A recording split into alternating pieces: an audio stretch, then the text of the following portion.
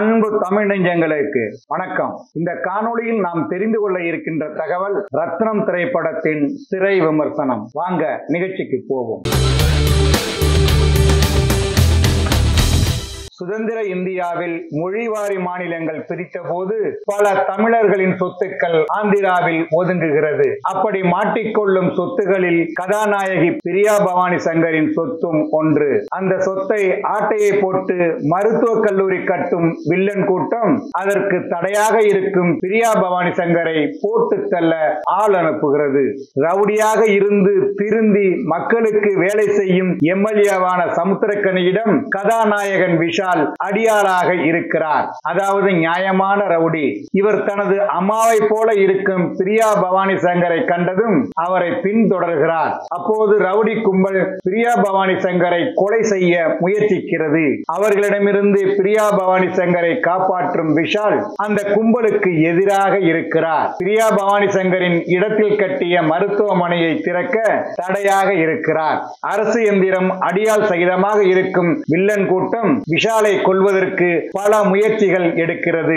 எல்லா முயற்சிகளையும் சமுத்திரக்கனி உதவியுடன் தவிடுபொடியாக்கும் விஷால் கடைசியில் பிரியா பவானி சங்கர் எடுத்த முடிவில் அதிர்ந்து போகிறார். பிரியா பவானி சங்கர் அப்படி என்ன முடிவு எடுத்தார்? கொடியவர்கள் கூட்டத்தை எப்படி வேரோடு சாய்க்கிறார் என்பது ரத்னம் படத்தின் மீதி கதை. ஆந்திரா தமிழ்நாடு எல்லையில் நடக்கும் ஒரு கதை. கதாநாயகனுக்கு தமிழ்நாடு எம்எல்ஏவும் போலீஸும் சப்போர்ட் என்றால் வில்லன்களுக்கு ஆந்திர மந்திரிகளும் போலீஸும் சப்போர்ட். பள்ளி மாணவியிடம் பாலியல் வன்முறை நிகழ்த்திய சித்தூரை சேர்ந்த ஒரு ரவுடியை துரத்தி பிடித்து உடலின் ஒவ்வொரு பாகத்தையும் தனித்தனியாக வெட்டி கூறு போடுகிறார் நாயகன் விஷால்.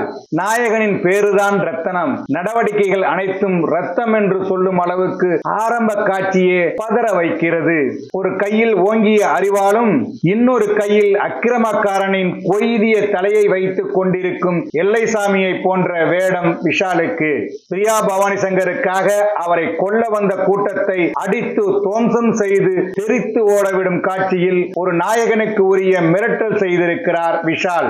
தான் காப்பாற்றிய பெண் தனது அம்மா சாயலில் இருக்கிறார் என்று சொல்லும் போது சென்டிமெண்டில் நெஞ்சை கலங்க வைக்கிறார். சண்டைக்கோழி படத்தில் வில்லன் யார் என்று தெரியாமல் அடித்துவிட்டு பிறகு அவருடன் கடைசி வரை மோதுவது போல இந்த படத்தில் ஆந்திர வில்லனுடன் மோதும் வேடம். அதை செம மிரட்டலாக செய்திருக்கிறார். ஆக்ஷன் காட்சிகளுக்காக பறந்து பறந்து அடிக்கிறார். எம்பி குதித்து மோதுகிறார். அவர் கடுமையாக உழைத்திருப்பது அனைத்து காட்சிகளிலும் வெளிப்பட்டிருக்கிறது. இந்த படத்தில் இரண்டு பாத்திரங்களில் பிரியா பவானி சங்கர் விஷாலின் அம்மாவாக வரும்போது அன்பிலும் கோபத்திலும் அளவான நடிப்பை வழங்கி அந்த பாத்திரத்தோடு ஒன்றி போகிறார். 4 பேரை காப்பாற்றும் மருத்துவராக வரும்போது தன்னை காப்பாற்றியவனே தனக்கு பாதுகாப்பு தருபவனாக இருப்பான் என்று நினைக்கும் வேடம். அதில் தோற்றத்திலும் நடிப்பிலும் எளிமையை வெளிப்படுத்தி ரசிகர்கள் மனதில் இடம் பிடிக்கிறார்.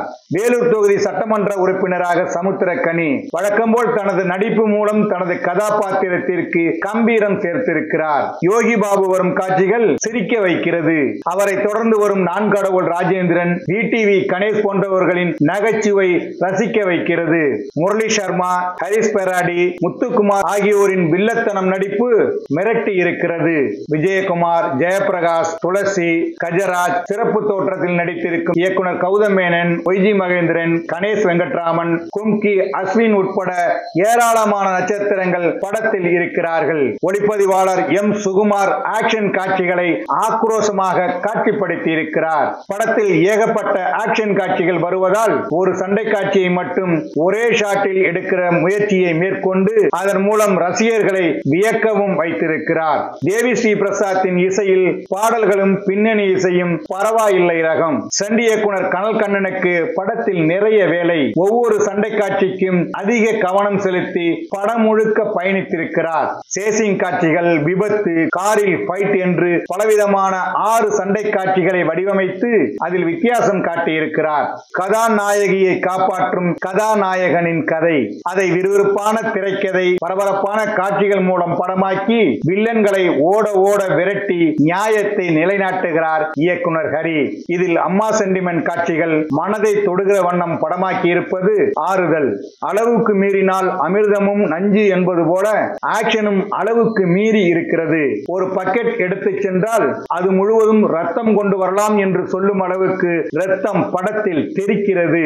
இருப்பினும் ஹரி இயக்கும் படம் என்றாலே அதில் ஆக்ஷன் அதிகமாக இருக்கும். அதனால் ஆக்ஷன் ரசிகர்களுக்கு ரத்னம் கொண்டாட்டமான படம் தான். என்ன நேயர்களே, ரத்னம் திரைப்படத்தின் திரை விமர்சனத்தை தெரிந்து கொண்டீர்களா? சரி, தமிழ் வலைக்காட்சியை தொடர்ந்து பாருங்கள். தமிழ் வலைக்காட்சியை லைக் பண்ணுங்க, ஷேர் பண்ணுங்க, கமெண்ட் பண்ணுங்க. தமிழ் வலைக்காட்சியின் புதிய அப்டேட்டுகள் உடனுக்குடன் உங்களுக்கு தெரிய வர அருகில் உள்ள பெல் பட்டனை மறக்காமல் அமக்குங்க. கலை இலக்கியம் யாவும் மக்களுக்கு.